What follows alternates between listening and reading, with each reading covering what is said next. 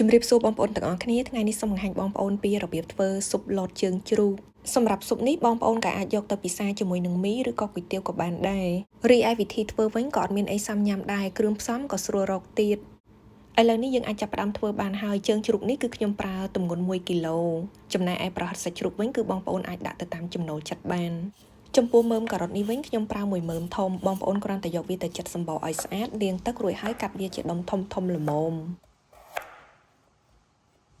មើមឆៃថាវខ្ញុំប្រើចំនួន2បងប្អូនគ្រាន់តែយកវាមកកាត់ជាដុំធំល្មមដែរខ្ទឹមក្រហម1មើមកាត់វាជា2ចំណែកឯខ្ទឹមបារាំង1មើមដូចគ្នាហើយកាត់វាជា2ហើយខ្ទឹមសនេះវិញប្រើ1មើមបងប្អូនគ្រាន់តែប្រឡេះគ្រាប់វាឲ្យបែកចេញពីគ្នាចាឥឡូវនេះយើងបានត្រៀមរួចរាល់ហើយយើងអាចយកគ្រឿងផ្សំដែលត្រូវដាក់នៅក្នុងស៊ុបហ្នឹងមកដុតមុនគេមានដូចជាខ្ទឹមបារាំងខ្ទឹមក្រហមយូហឺហើយនិងខ្ទឹមសដូចនេះបងប្អូនគ្រាន់តែប្រែត្រឡប់វាចុះឡើងរហូតដល់វាចេញក្លិនឈ្ងុយមកបងប្អូនអាចស្រង់វាចេញវិញបាន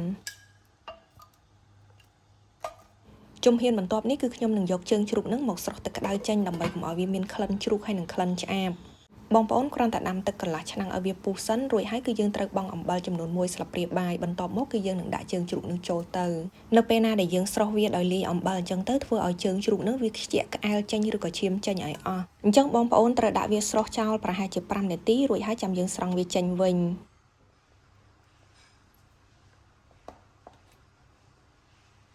បន្ទាប់ពីស្រង់ចេញអស់ហើយបងប្អូនត្រូវយកសាច់ជ្រូកហ្នឹងទៅលាងទឹកចេញឲ្យស្អាតដោយបងប្អូនបានឃើញអញ្ចឹងសាច់ខ្លះវាជាប់នៅកម្ទេចកម្ទីខ្មៅអញ្ចឹងត្រូវលាងវាចេញឲ្យអស់ចាសាច់យើងក៏បានត្រៀមរួចរាល់ដែរអញ្ចឹងយើងអាចចាប់ផ្ដើមធ្វើស៊ុបបានហើយជាដំបូងគឺយើងត្រូវដាំទឹក3លីត្រកន្លះឲ្យពុះទឹកបានពុះហើយបងប្អូនត្រូវដាក់គ្រឿងដែលយើងបានដុតអំបាញ់មិញចូលទៅបូកជាមួយនឹងហេប៊ីដែរយូហឺខ្ញុំប្រើ2បន្ទះចំណែកឯហេប៊ីវិញខ្ញុំប្រើ2ស្លាបព្រាបាយរួចហើយទឹកត្រីខ្ញុំប្រើ3ស្លាបព្រាបាយស្ករស3ស្លាបព្រាបាយកន្លះអំបិល1ស្លាបព្រាបាយដុំស៊ុបរ៉ូឌី1ប្រអប់នៅក្នុងនោះមានដុំស៊ុបតូចៗចំនួន2រីឯម្សៅស៊ុបរ៉ូឌីរសជាតិសាច់ជ្រូកចំនួនកន្លះស្លាបព្រាបាយ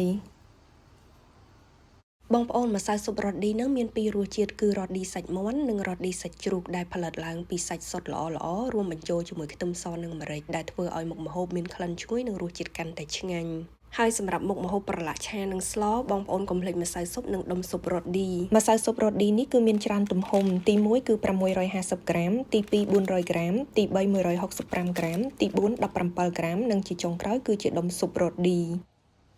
ឥឡូវនេះយើងមកមើលគ្រឿងផ្សំដែលត្រូវដាក់បន្តទៀតហ្នឹងគឺជើងជ្រូកដែលស្រុះរួចមើមឆៃថាវនិងការ៉ុតរួចហើយគឺយើងនឹងដាក់ដាំវាមួយពុះដោយប្រើភ្លើងខ្លាំងឥឡូវនេះទឹកស៊ុបបានពុះហើយបងប្អូនអាចបន្ថយភ្លើងបន្តិចមករួចហើយស្រង់ពពុះនោះចេញឲ្យអស់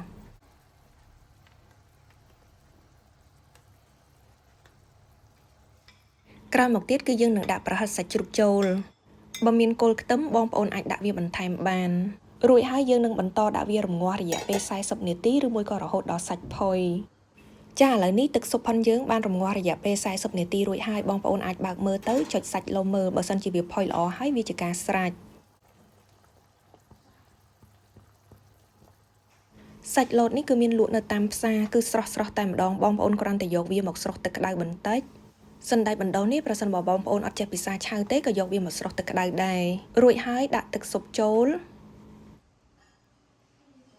រោយជីរណាបន្តិចខ្ទឹមបំពងបន្តិចចាស៊ុបលតរបស់យើងនៅពេលនេះគឺធ្វើបានរួចរាល់ហើយរសជាតិរបស់វាគឺឆ្ងាញ់មែនទែនសម្រាប់ព័ត៌មានបន្ថែមឬក៏បងប្អូនចង់កម្មង់ទិញផលិតផលម្សៅស៊ុបរ៉ូឌីឬក៏ដុំស៊ុបរ៉ូឌីបងប្អូនអាចទំនាក់ទំនងតាមរយៈ Page Rodi Cambodia នេះបាន